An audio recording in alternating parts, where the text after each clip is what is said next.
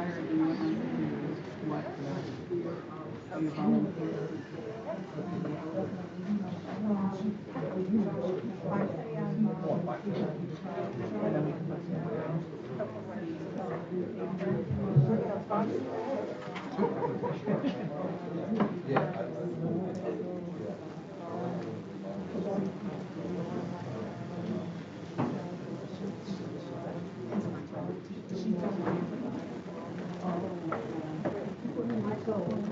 Yeah.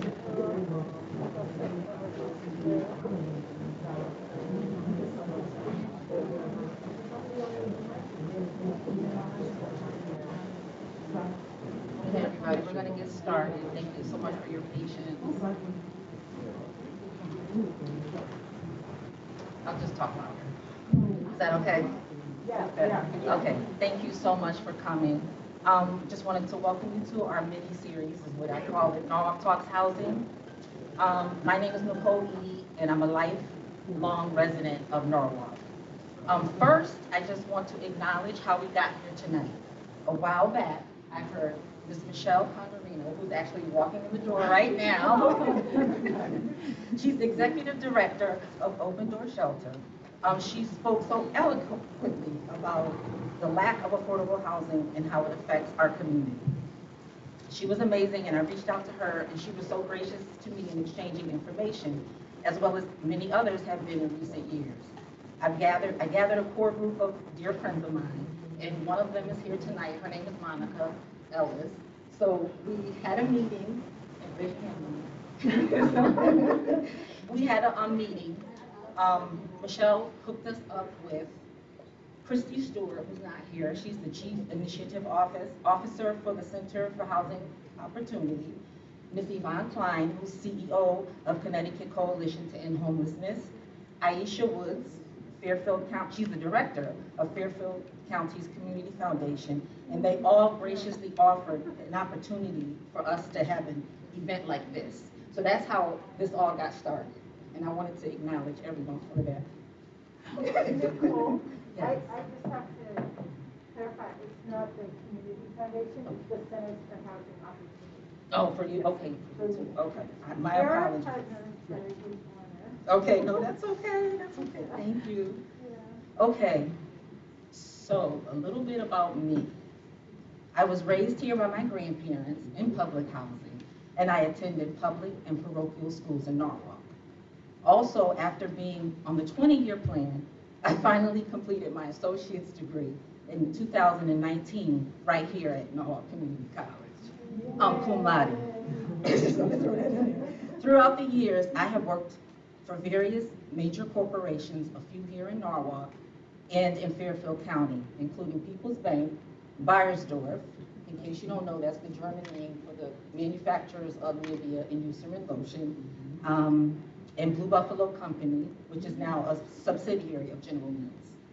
Unfortunately, I have seen family members and many of my friends, as well as myself, leave our hometown because of high housing costs.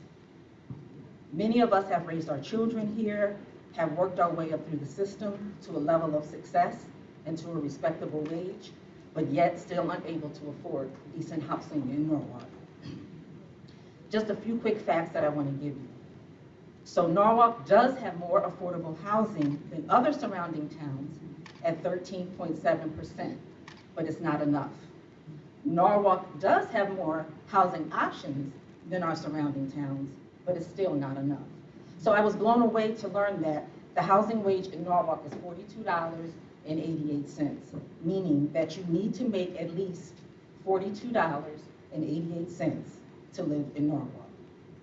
Also, 40% of Norwalk residents are renters, including myself, but almost half of us are housing cost burdened, which means we pay more than 30% of our income on rent. And for me, this is hard to accept. We all see the development and the redevelopment that is occurring in our city, but it's presenting affordability challenges. So tonight we are here to hear from the experts on how we can maintain affordability while redeveloping the city. Our program will begin with questions from our moderators, but please feel free to write your question, as we mentioned, on the index card. and we'll collect them, and we'll try to get to as many questions as we can before the end of the program. And so now I will turn it over to our moderators, Evonne Klein, again of the Connecticut Coalition to End Homelessness, and Dave Goldenberg, Chair of the Ridgefield Affordable Housing Committee for tonight's discussion. And again, welcome and thank you so much for joining us. Thank you.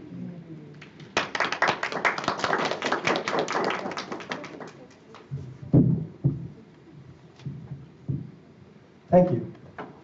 And I'm reassured to see that libraries still have books in them.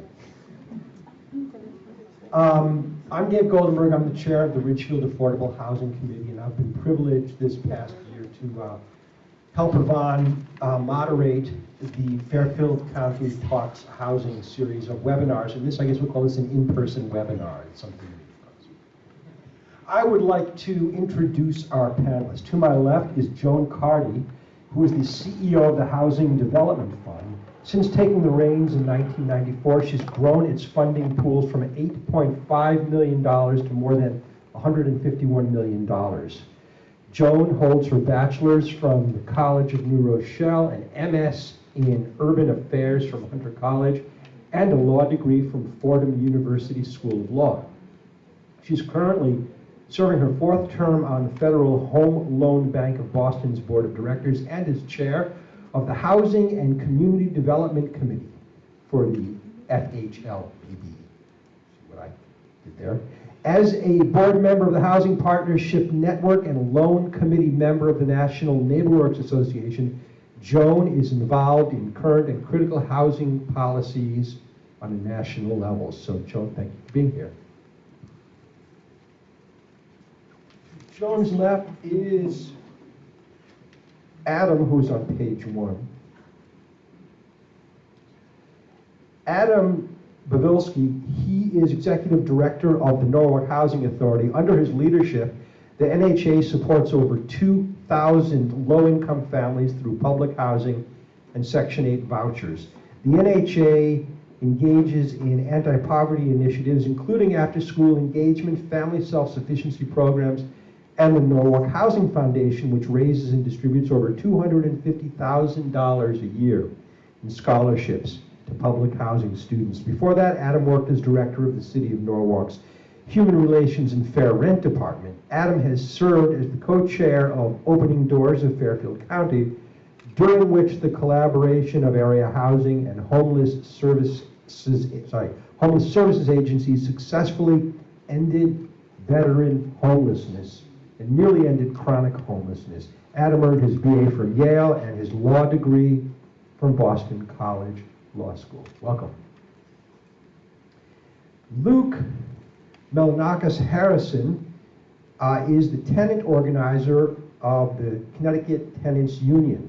He helped organize several of the tenants unions in Connecticut's current wave of tenant organizing.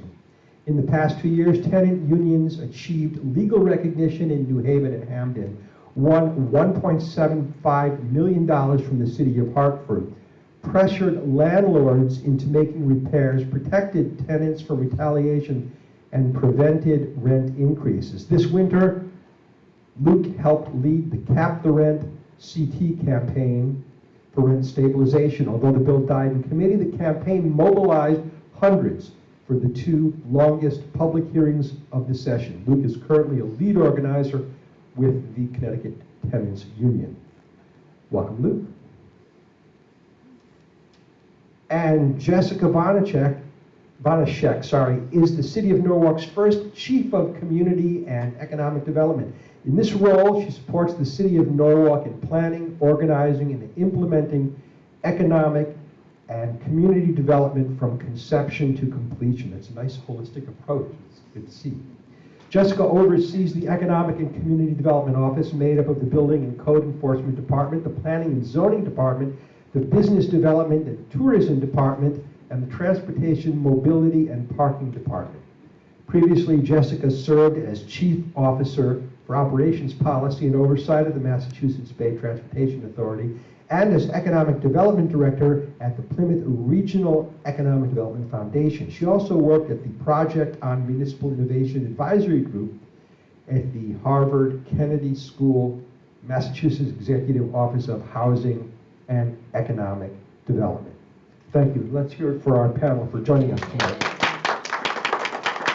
So I know there's going to be time for questions at the end from the audience, but Evonne and I have a few questions to start.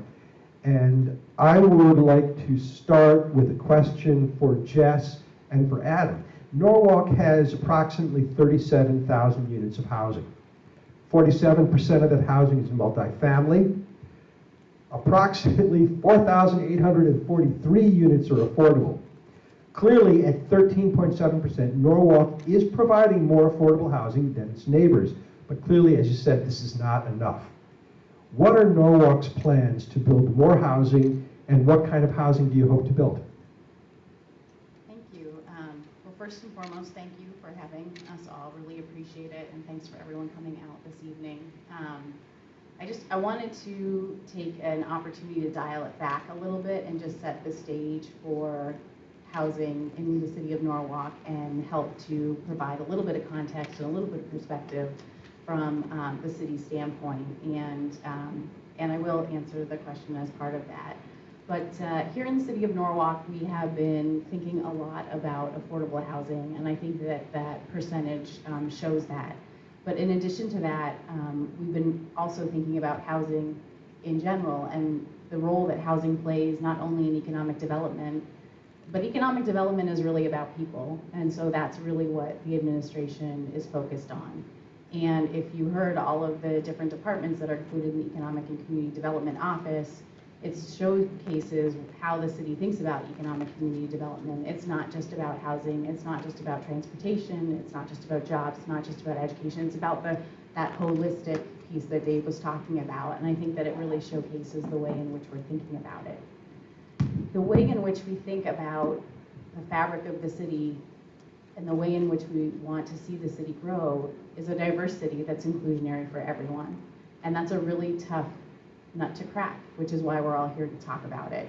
And it doesn't seem like anyone has really found the silver bullet, regardless of the federal government, the state government, or local government. But we at the city have certain tools that we can use to be able to think about affordable housing and housing in general. And really the biggest tool that we have is zoning, and the way in which we think about zoning and how we utilize zoning tools to be able to entice development in a certain way. The city of Norwalk is not a developer. We don't develop housing. We provide an environment that may be welcoming to certain developments and different development types, and those are the tools in which we use. We also use legislative ways to be able to think about housing. We also think about policy, and we think about programs that support that.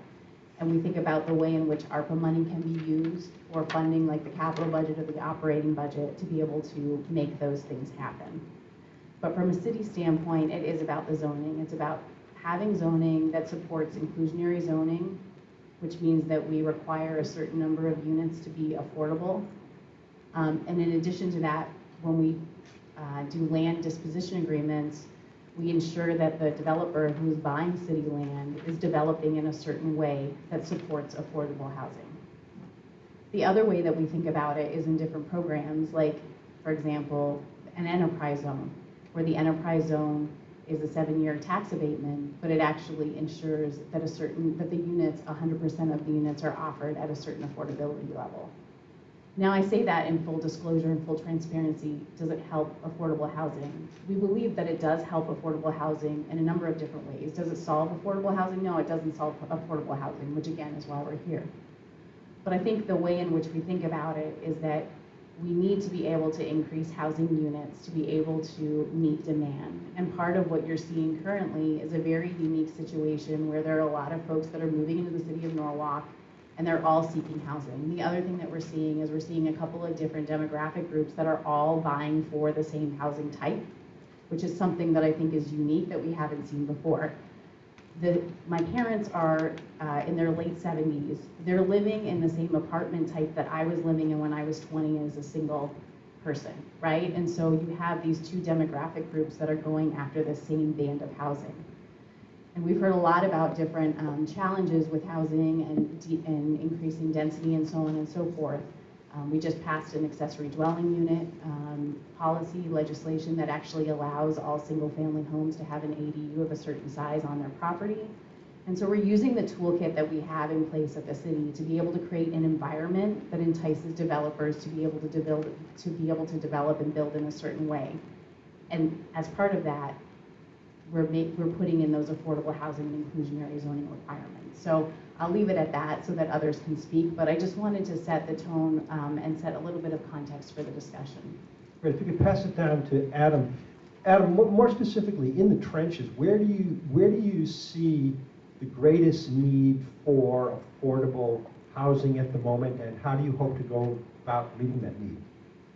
So first, I'm going to take issue with your second question here, because I think Jess is very much in the trenches with me, and I really appreciate the city's involvement in the trenches. I also want to talk about something, a presumption that you made, and just put a little data behind it, which is that you said there's still a real need for affordable housing. So when we talk about affordable housing, we throw that term around, and I think that it means different things to different people. It's often a catch-all, and it can refer to anything from the sort of 30% of area median income that the Housing Authority often focuses on, which which is what we often refer to as low income, but it also can refer to 50% of area median income, which in Norwalk is folks making for a two-person family $45,000 a year, or for a four-person family it's $56,300 a year. But it can also, and often does in Norwalk, refer to people making 80% of the area median income, which for a family of two is $81,000, and for a family of four is around $102,000.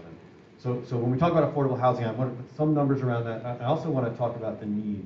Again, it's a presumption that we made in the question. I think probably everyone up here would agree we have an incredible need for affordable housing. So the Norwalk Housing Authority has about 1,000 units of public housing. And we also have 1,000 units of Section 8. But just focusing on the public housing, we split it up by the number of bedrooms, and we have a wait list for each type of housing, 1, 2, 3, 4, 5 bedroom units. Currently, our wait lists are all closed except for our senior wait list and our 4-bedroom wait list, and those will likely be closed. Those were both opened recently and will likely close soon. Some of those wait lists have been closed for 4 or 5 or 6 years, because they're so long that opening them actually does more harm than good. It gives the folks that need that housing sort of a false sense of that this is going to be my solution, when in fact they're getting on a wait list that they could be waiting on for many, many years. And it also causes an administrative problem, which is that someone who needs housing today and applies today, in 6 years, it can be hard for us to locate them. It can take a lot of time, as people either turn us down or don't respond, and units can go empty. So anyways, long story short, all of our wait lists are closed, except for 4-bedroom and senior, and most of them have been closed for many years and will probably remain closed for a long time. So the need out there is incredible. It's not going to be met anytime soon, and I just wanted to sort of put some numbers around that. The next question is what are we doing in the trenches, I believe, to sort of solve the problem? So the Norwalk Housing Authority has created a new subordinate entity, what we call a wholly controlled subsidiary called Sound Communities. And that organization has been created for the sole purpose to be an engine for preserving and expanding affordable housing and for redeveloping our public housing and improving the conditions in those developments. Some of you who know Colonial Village is a 200-unit development we operate here in Norwalk. And we just went through a $32 million renovation of those 200 units. We are 90% done. We'll be done by the end of June. And as soon as we're done with that, we'll be closing on an expansion of 69 new affordable units. We're going to be calling it Oak Grove. It'll be in the field adjacent to Colonial Village. And that will address families who have 30% AMI, 50, 60, and 80% area median income, a real sort of healthy mix in the development. So we're starting to try to make a tiny dent in the need. We're also planning a redevelopment of the train station area where our headquarters and senior development called Leroy Downs are. We'll be tearing down our headquarters, rebuilding Leroy Downs there, tearing down Leroy Downs and building over 100 new units of affordable housing and some market rate housing in that location. And so we're trying to do exciting things to really expand the amount of affordable housing units. It sounds like a lot to me. Compared to the need, it's just, again, a small dent in the need that's out there. But we are doing what we can whenever we have the opportunity, and we're always looking for land that we can buy and build affordable housing on. One of the greatest challenges that my agency faces is the incredible cost of land in Norwalk and Fairfield County, which makes that initial step before you can build really, really difficult, especially competing with private developers. Thank you.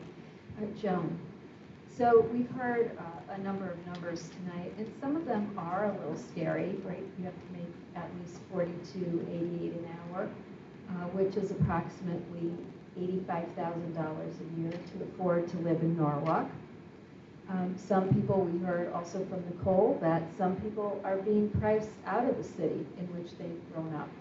We also heard from Nicole, almost half of renters are housing cost burdened.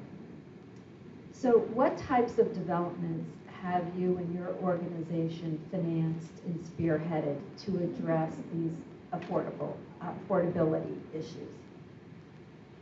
Thanks, Evonne. Can you hear me? So, and good to see you all. So I run a nonprofit, and it's a nonprofit loan fund, also known as a community development financial institution. And what we do is we pool funds mainly from banks, but also we sometimes get grants from the federal government or the state government or local governments to blend with the money that we're borrowing from the banks. And we've created different programs. So one of the programs that we've created helps people buy homes. And we call it the first-time homebuyer program because that is part of the requirements.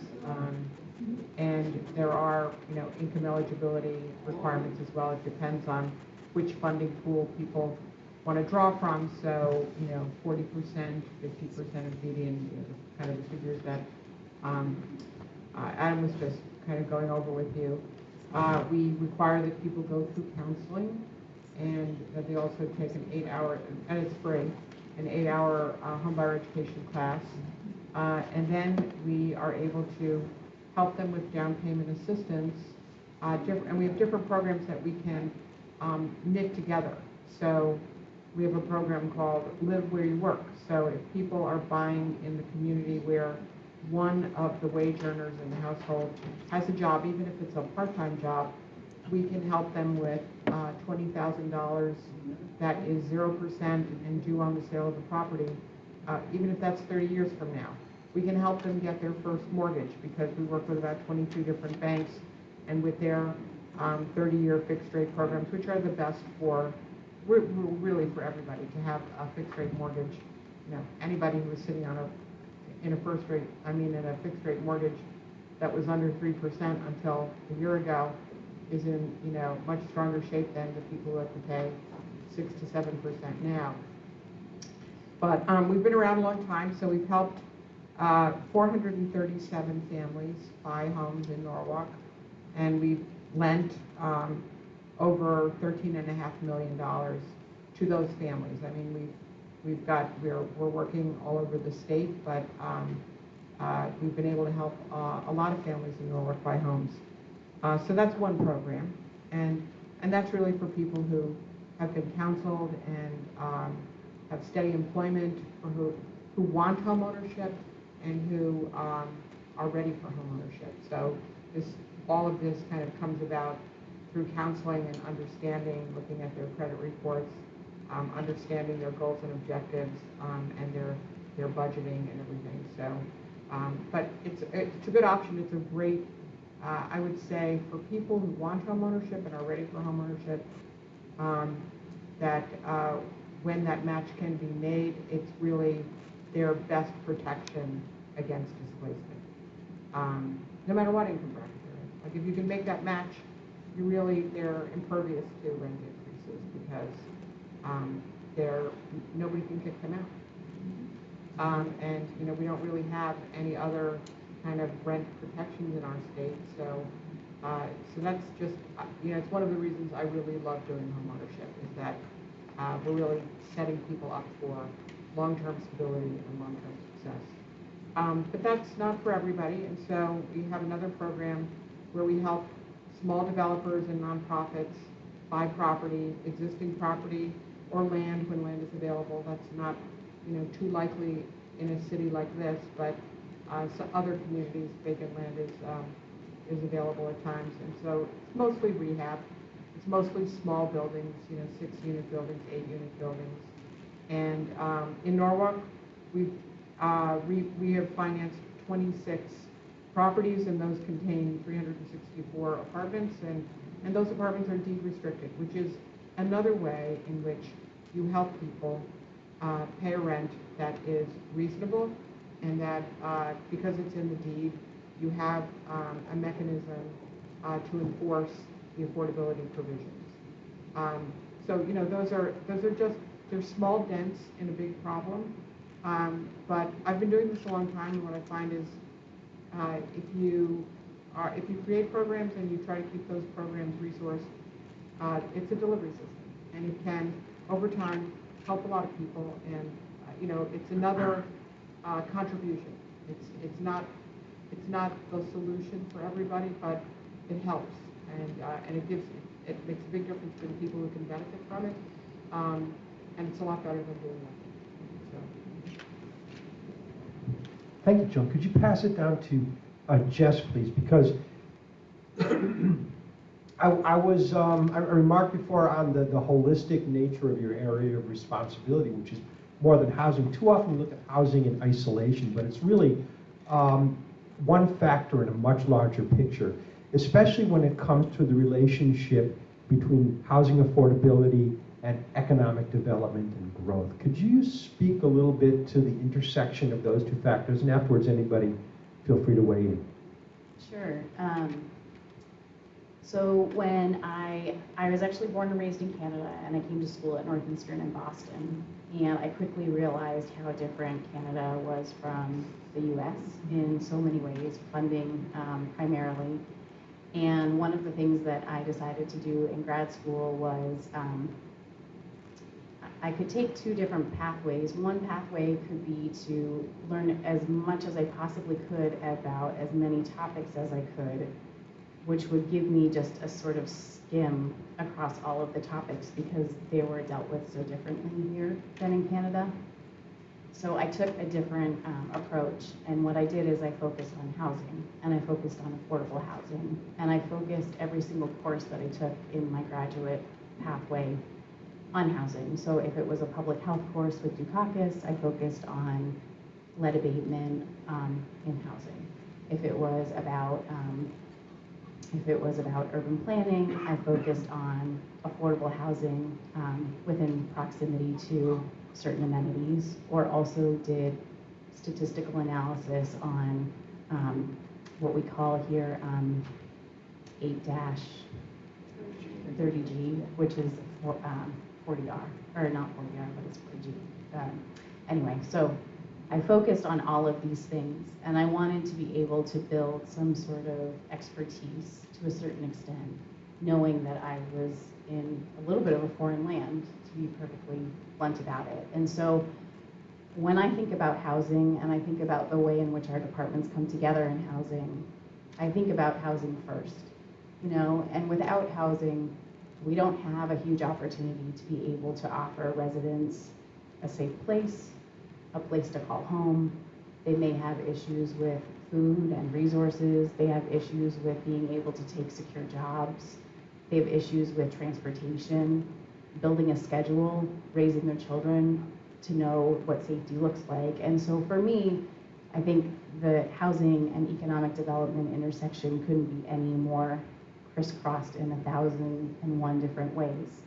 You know, here in Norwalk, we have a 1.2% vacancy rate for housing. So even with the housing growth that we're seeing, that 1% vacancy isn't nearly enough. And when we're talking about population growth in Connecticut, which is pretty much neutral, we've seen 6.5% population growth here in Norwalk. And I believe that we've seen that because we've actually been increasing housing opportunities. And we've been aiming those. In 2017, we looked at South Norwalk and we rezoned all around the transit station one zone that was as of right for multifamily housing, where we knew that people who needed certain housing types, they could find the diversity, but they would also have access to the train station as well as a mode of transportation. And in many cases, we hear a lot about 30%, 60%, 80%.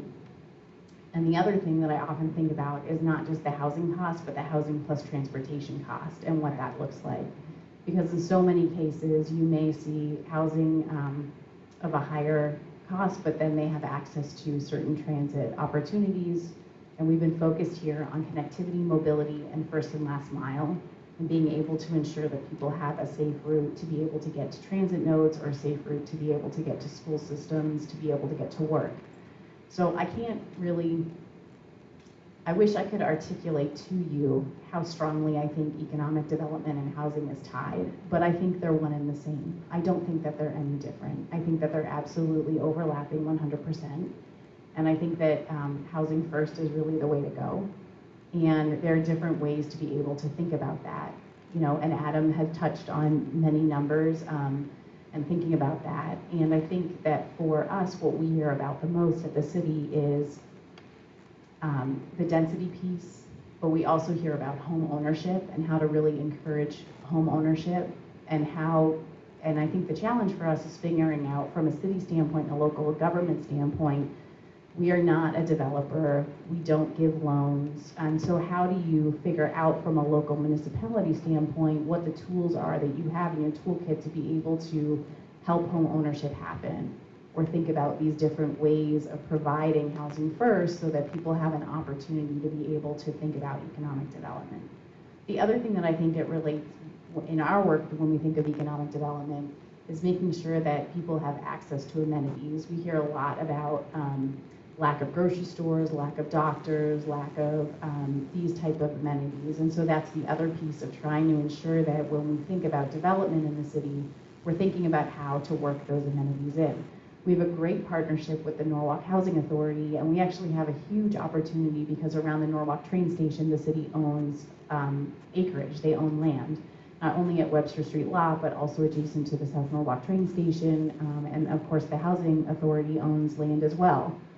And so how do we partner in being able to think about ways that we can allow different residents as well as other folks coming to Norwalk an opportunity to be able to have a place here, have access to the train station, and how as the city can we use the leverage of owning the land to be able to make those things happen.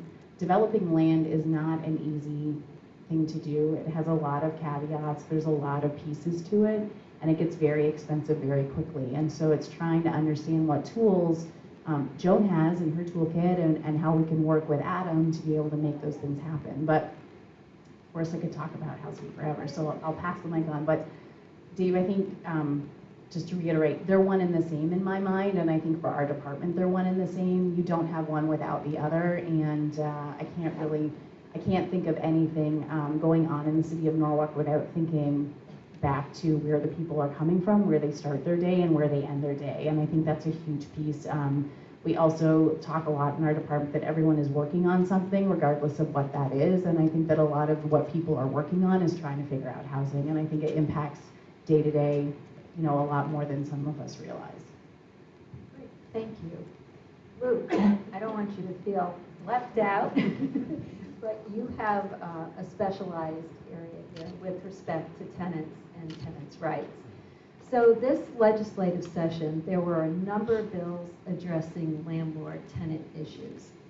Landlords and tenants really came out to testify, I think, in record numbers. And they all presented their point of view, oftentimes really opposing points of view. So could you talk a little bit, what are tenants' rights? And what are the top 3 things tenants should know? Yeah, thanks for having me. I'm glad that tenants were included in this conversation. I think often that part of it is left out, so I feel honored to be a part of it. Yeah, this legislative session was remarkable. As mentioned in my bio, we had the 2 longest public hearings of the session. I was at the legislative office building in Hartford until 6 a.m.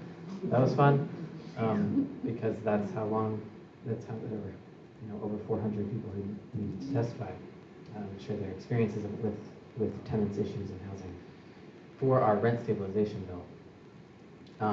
But I wanted to echo what Joan said earlier, which is that renters' rights are very, very thin in Connecticut.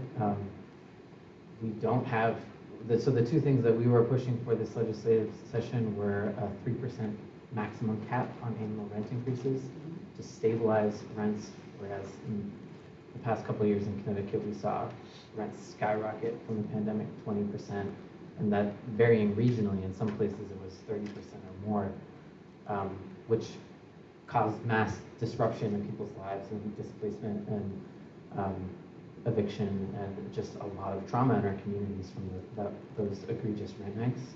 So we were fighting for a 3% cap on rent increases and also an expansion of what we do have in Connecticut right now, which is good cause eviction protection, but it's very narrow. So if you're over 62 and you live in an apartment building that has 5 units or more, or if you have a disability, your landlord cannot evict you unless they have cause. So if the lease comes, it's just the end of your lease, your landlord can't just kick you out to raise the rent on the next person and bring someone in if you fall into those protected categories. But all other tenants, if you're over 62 but you live in a 3-unit building, or if you're just anyone else younger than that, you don't have that protection. And your landlord can ask you to leave at the end of your lease for no reason, no matter how timely you've been on your rent payments or how impressive of a tenant you've been. That doesn't mean anything. You can lose your apartment with very little notice, and your life is just upended at the end of your lease. So that's what we were fighting for this year, was to expand good cause eviction protection to all tenants.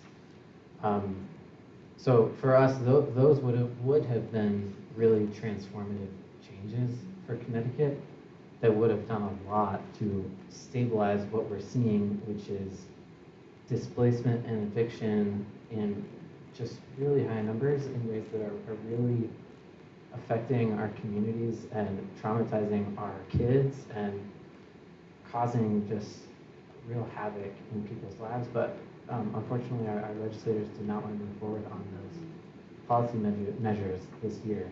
So we will keep organizing and come back to raise those issues again. So all of that to say, what are tenants' rights?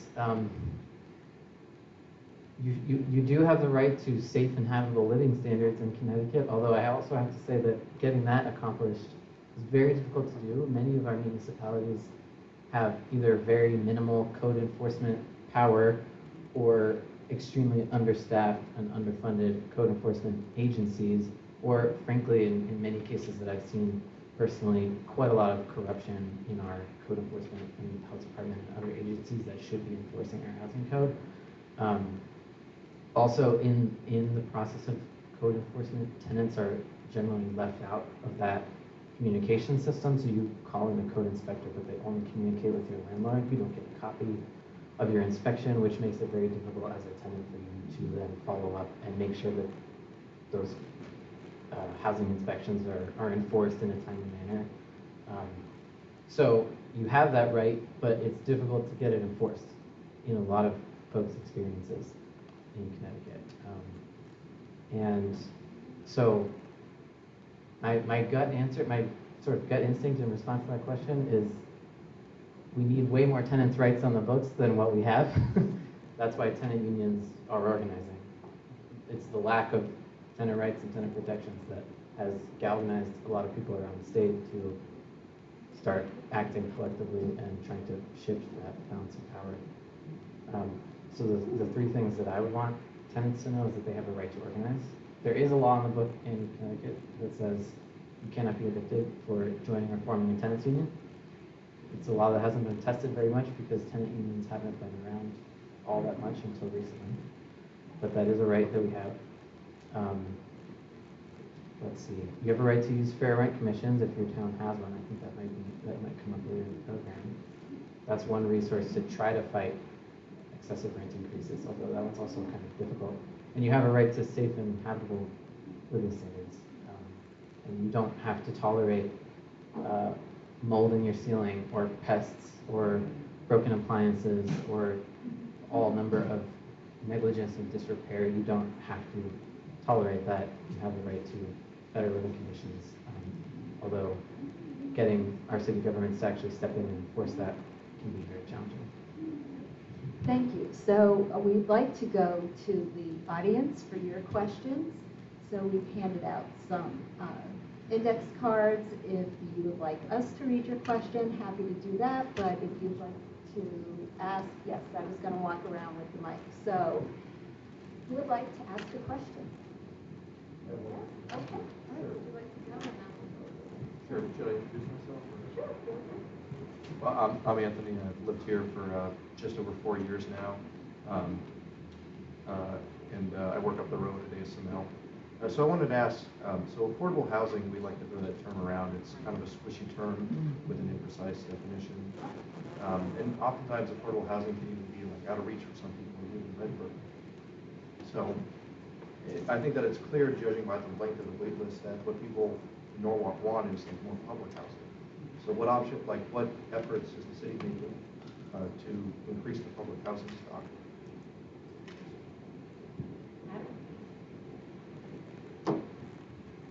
Yeah, so public housing has a sort of specific definition, and you can't make more public housing, generally speaking. The federal government put a limit on the number of units any housing authority can have, and you're not allowed to go over that number. We actually have a little bit of leeway in our number because when we redeveloped Washington Village, we took out some public housing, replaced it with Section 8 equivalent housing. So it's really just a terminology thing. We don't generally create new public housing, but we can create the housing directed at the same target population, which is the 30% of AMI. Actually, public housing you can get in up to 50% of the area median income, and then once you're in, you actually have even more leeway on what your salary is. But we generally target that towards what we call 30% of the area median income. To do that requires a lot of help from a lot of different sources. Usually, we do it with something called low-income housing tax credits, which is a federal program. There's two different types of those tax credits, 4% and 9%.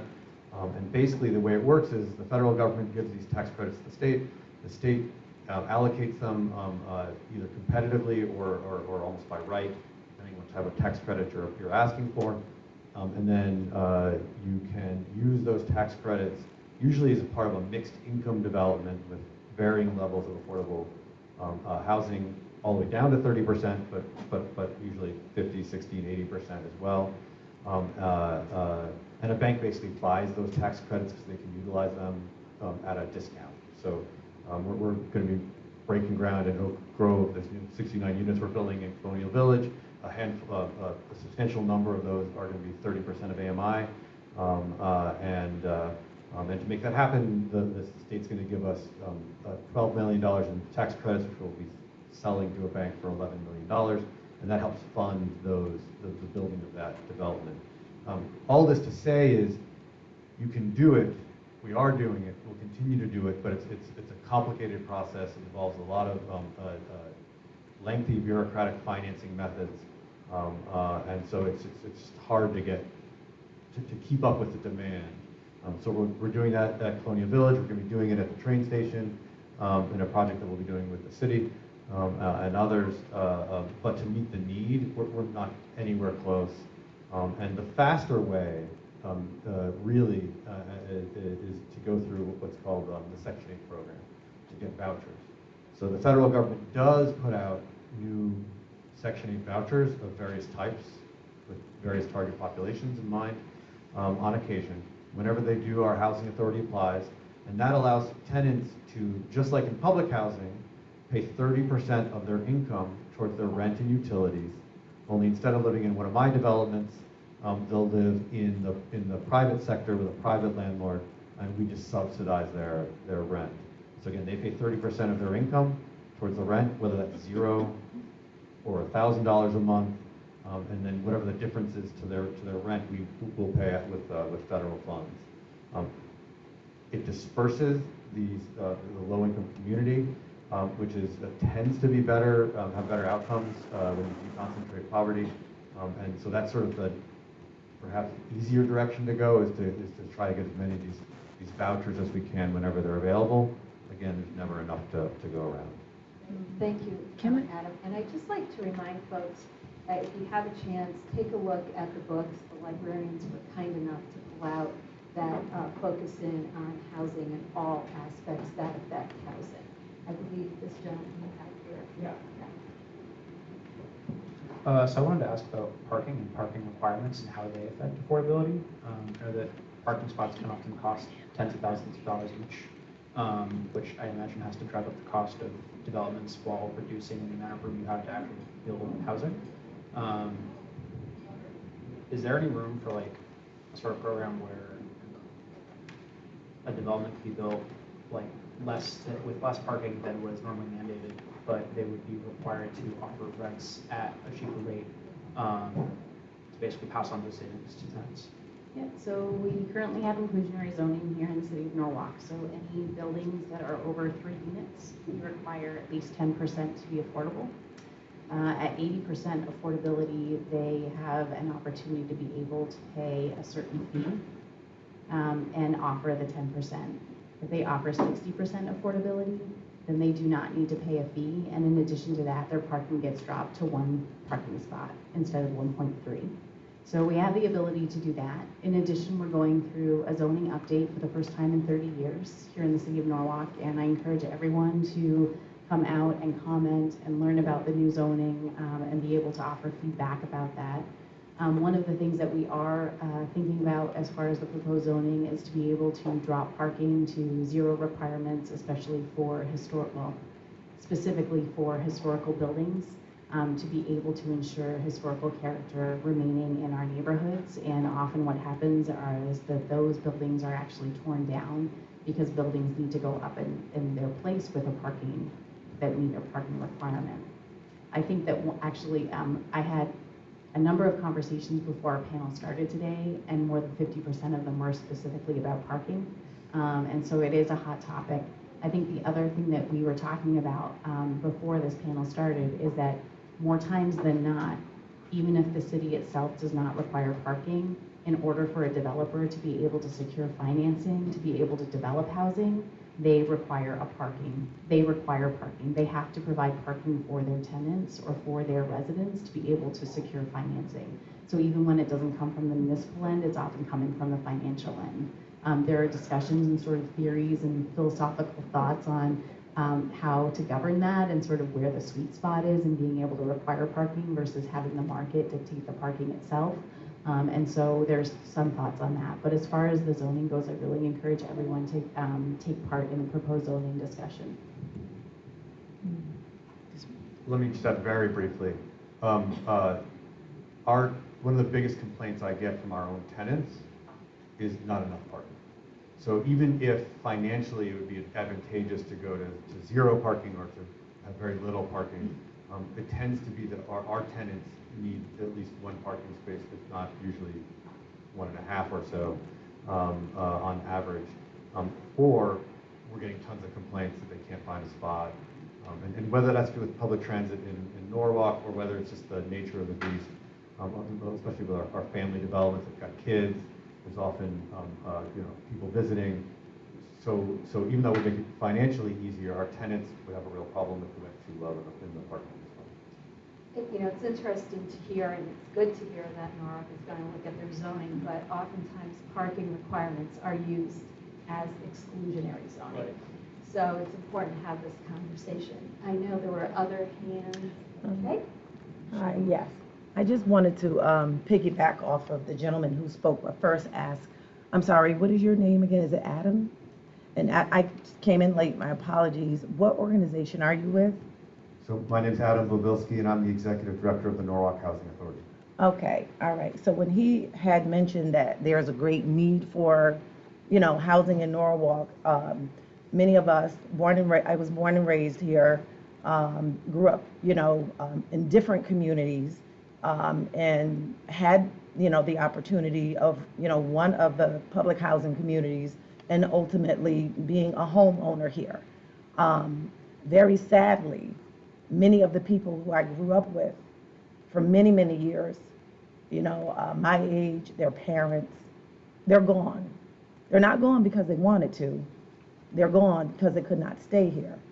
So which brings me back to when you were discussing the whole Washington Village redevelopment. That's something that I've been very curious about. So you went on to discuss some of the different subsidized entities, but when that project was in the initial talks of being renovated, and correct me, if I'm wrong, many people were under the impression that it was just going to be redeveloped for the sake of that specific community of people who were living there. That did not happen. We know that there was a big thing to one of the individuals who stayed to the end, and big public display, and anyway, not going down that route, but what exactly was the initial plan, and then what exactly does it look like now? I don't know. I mean, I see the physical aspect of it, but I don't know what portions of unit, or residents are there. Are they under the Section 8? Are there, how many of them were originally there? With the naked eye, it appears to me that a lot of people from out of town were able to benefit on these newly developed units.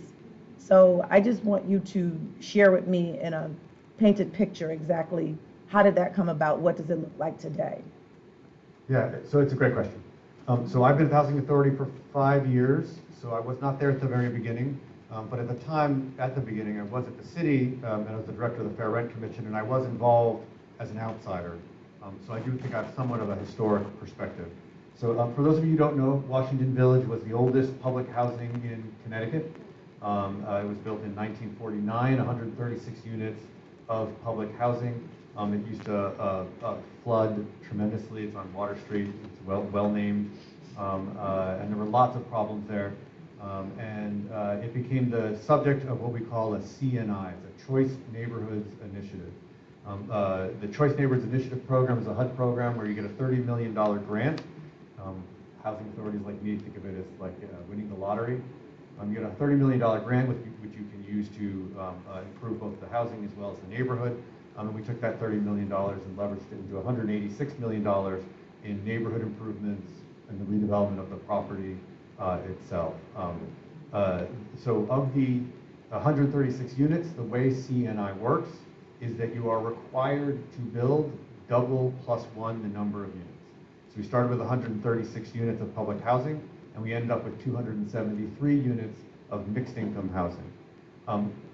Every family that was in Washington Village at a certain point in time when you send out the notice well in advance of the redevelopment, every family that was in Washington Village was offered a unit back in the new development. All 100, except for, there were 3 exceptions, and all 3 of those exceptions were people who were well over income.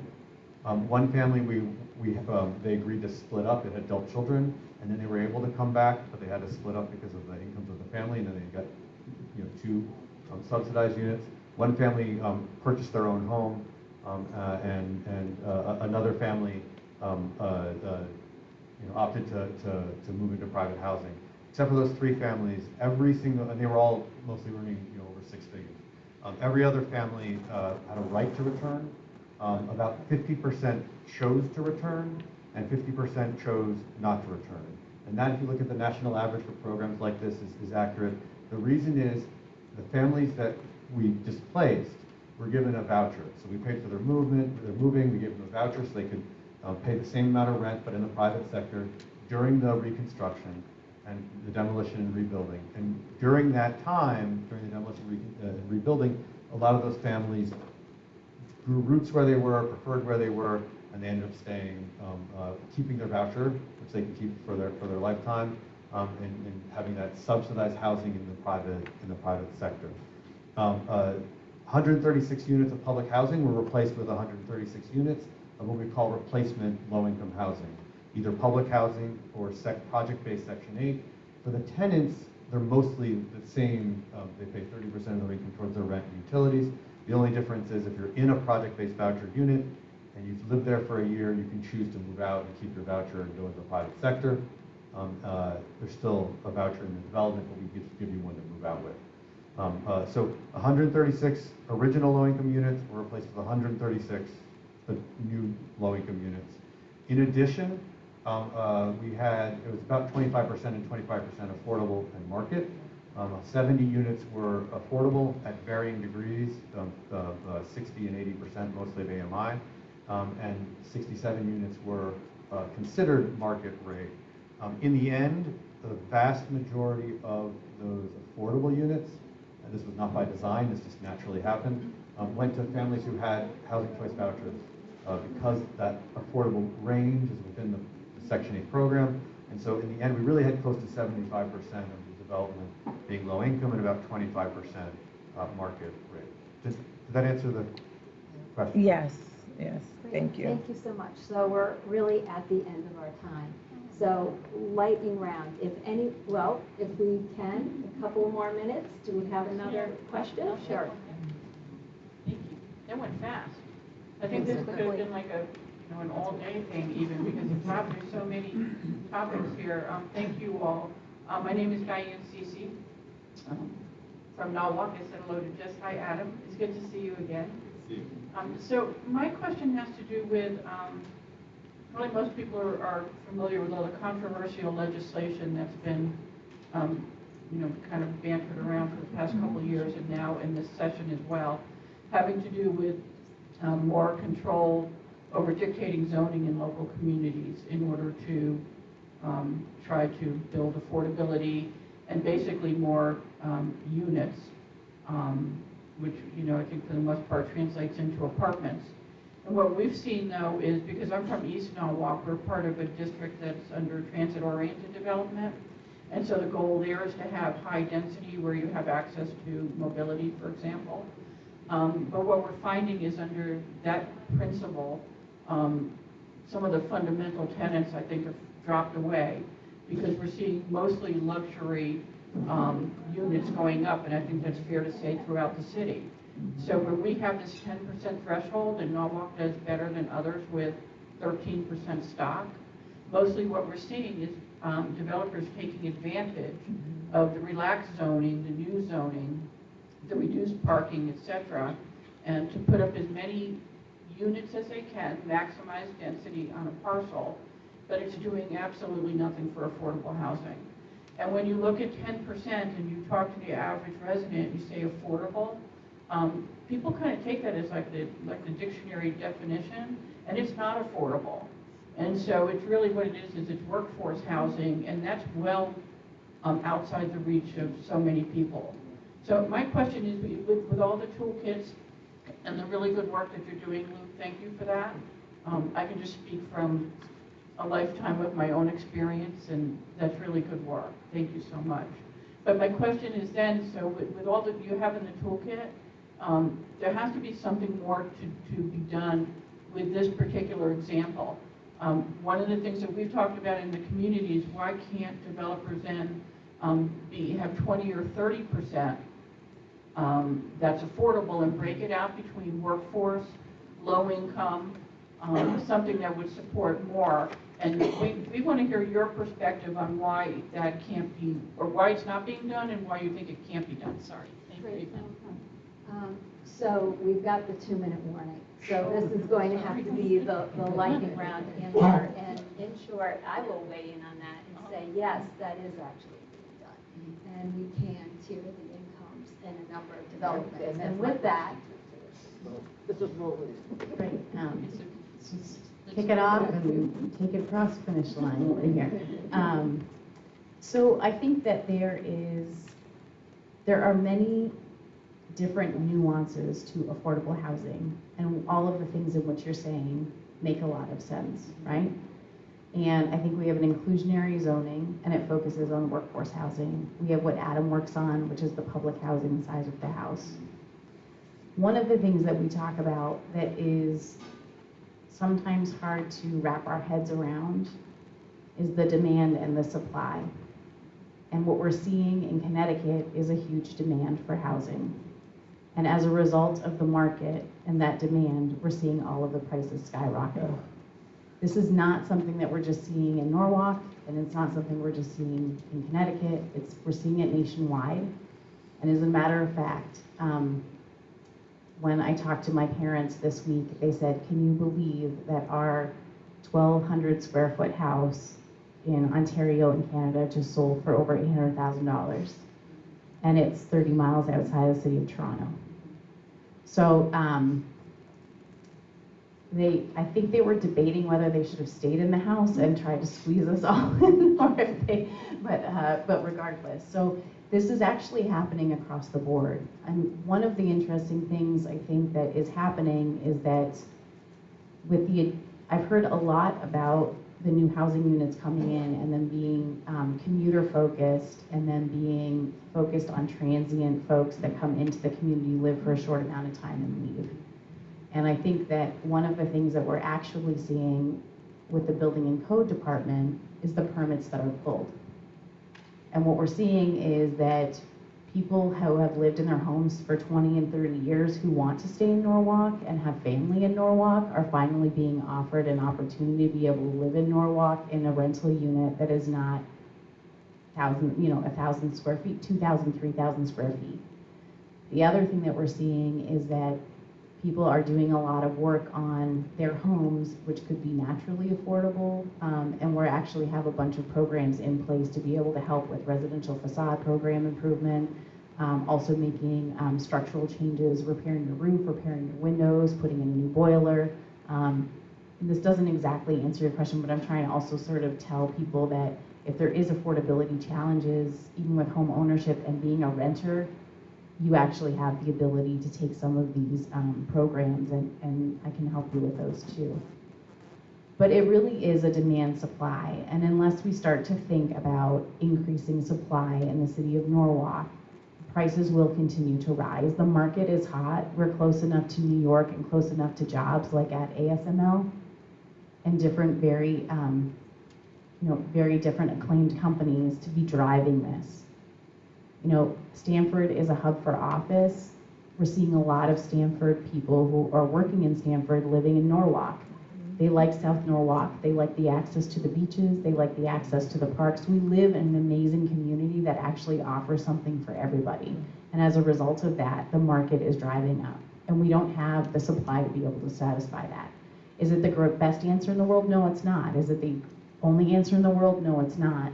But I think that from our standpoint, we're trying to understand how Norwalk can grow in a certain way that will support as much affordable housing as possible while adopting these inclusionary zoning tactics.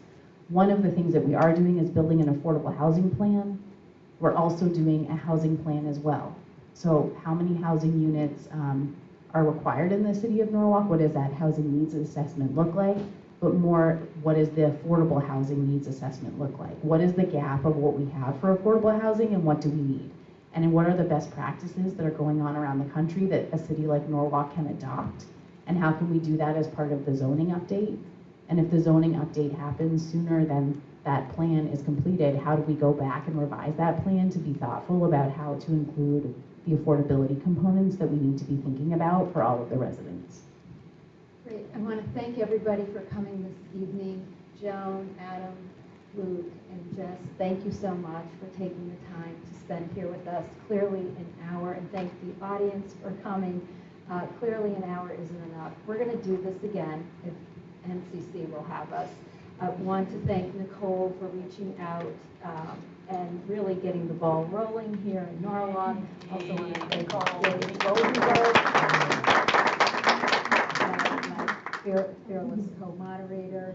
So thank you all. If you have questions that have gone unanswered and you've written them down, if you would give them to Nicole with your email address or your phone number, and we will get back to you with answers. Please sign in. So when we do this again, we will contact you to come back and bring your other questions. But again, panelists, thank you so much for spending this evening with us. Thank you to you for all of your work. Good night, everybody.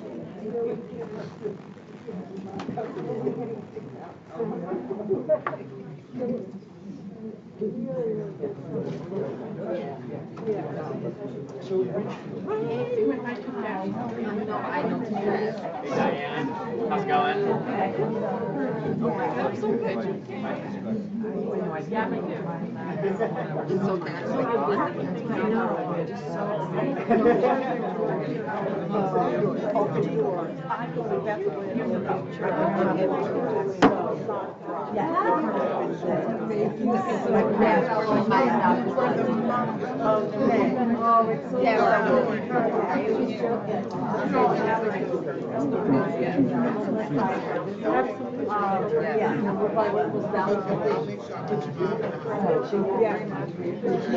You're welcome. How are you?